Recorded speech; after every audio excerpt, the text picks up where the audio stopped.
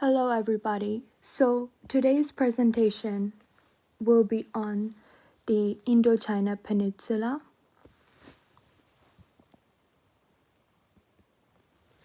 So, here we see the map of the region, and the approximate population size of the region is 257 million.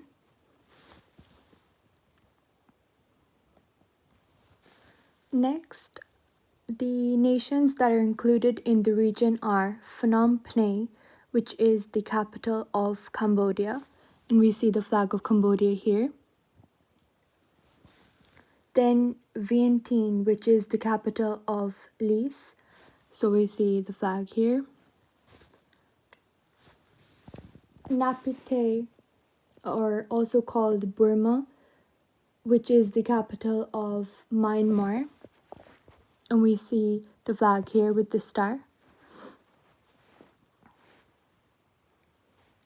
Then Peninsular Malaysia, see the flag here. Bangkok, which is the capital of Thailand, and here it says flag. And lastly, Hanoi, which is the capital of Vietnam. So it's the big star with the 4 little stars.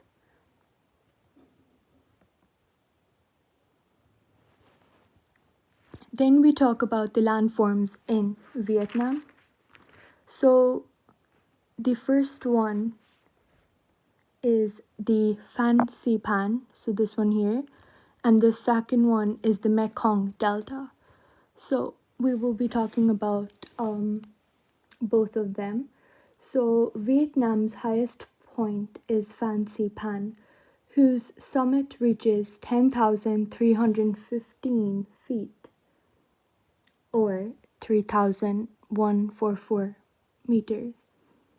Phan Xipang is a mountain in Vietnam, the highest in Indochina at 3,143 meters. It is located in the Lao Cai province of the northwest region of Vietnam, 9 kilometers southwest of Sapa Township in the Hoang Lien Son mountain range. Then next, the Mekong Delta. So the Mekong Delta is a low-level plain, won by hundreds of small rivers and canals. Thick jungles and mangrove swamps cover the far southern areas of land. The water is not always clean at times, so it is bad for drinking water.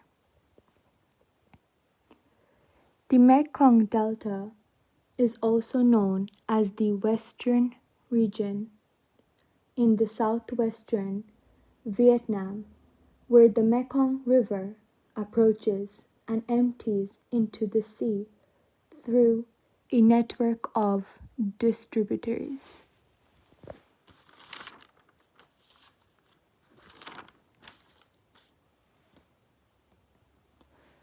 Then the 5 major rivers in the region are Irrawaddy, Mekong, Khao, Phraya, and Hong.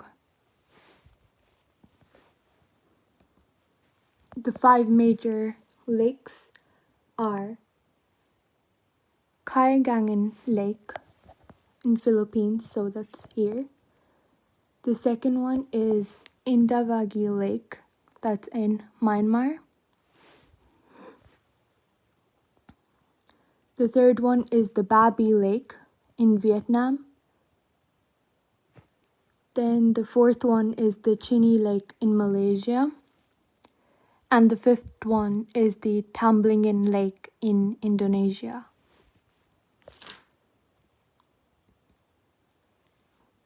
Then moving on to climate. So, lying along the equator, Indonesia's climate tends to be relatively even year round. It has two seasons, a dry and a wet season, with no extremes of summer or winter. For most of the Indonesia, the dry season falls between May and October, while the wet season between November and April. However, cooler climate types do exist in mountainous regions of Indonesia, 1,300 to 1,500 meters above sea level.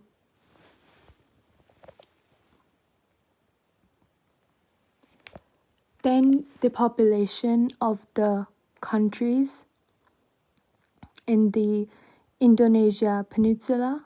So here we see the population size. So Brunei has a population of 479.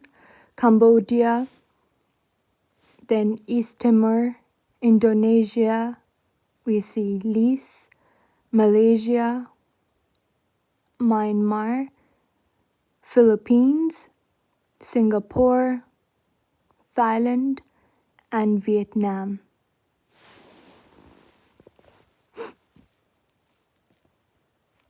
So then we talk about the languages and the religion. So Burmese and Thai are spoken by large groups of people in Myanmar and Thailand, respectively. Similarly, Khmer is the primary language in Cambodia. And the major religion is Buddhism. It is the predominant religion in Vietnam. It has a strong influence in Laos and Cambodia too. I will now show a video of the culture, music, and dance. And also, Buddhists in Cambodia make up 95% of Cambodia's population.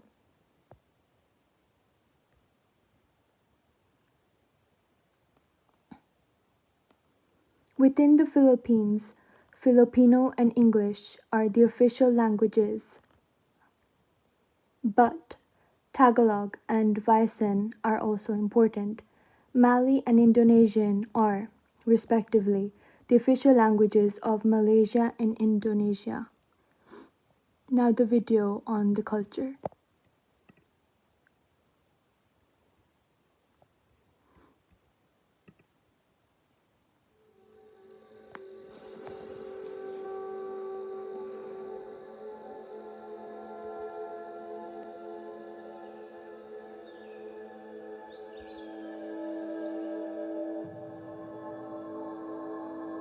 For thousands of years, people have cherished the many wonders of these enchanted islands, inspiring histories of the land below the wind. Astounding relics from prehistoric times are testament to the wondrous age-old cultures. Here, fascinating indigenous folkways live through the test of time, emphasizing the resilience of local creativity and vigor. Magnificent divine temples adorn the landscape, as if forming an exhibition of pervasive spirituality. Religion has always been the cornerstone of life since ancient times. Indigenous wisdoms are traditionally practiced in pursuance of living in harmony with nature, filling the hearts of both hosts and visitors.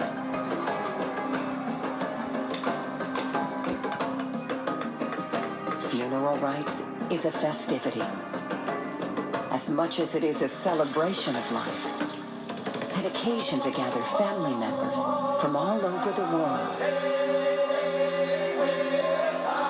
Rich architectural heritage, shaped by diverse cultural, historical, and geographical influences. Recognized as one of Indonesia's true national treasures.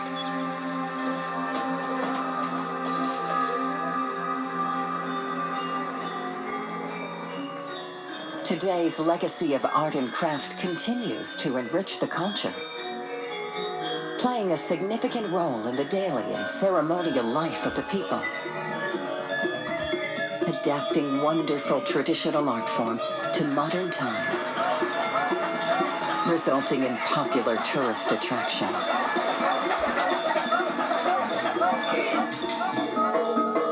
Keeping remarkable folk artistic expression alive.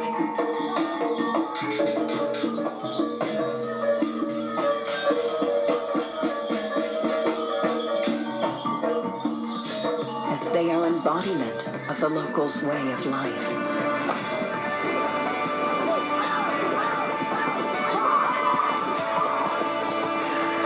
Astounding cultural and historical diversity, where various cultures have crossed paths for many centuries. Impressive variety of numerous ethnic groups.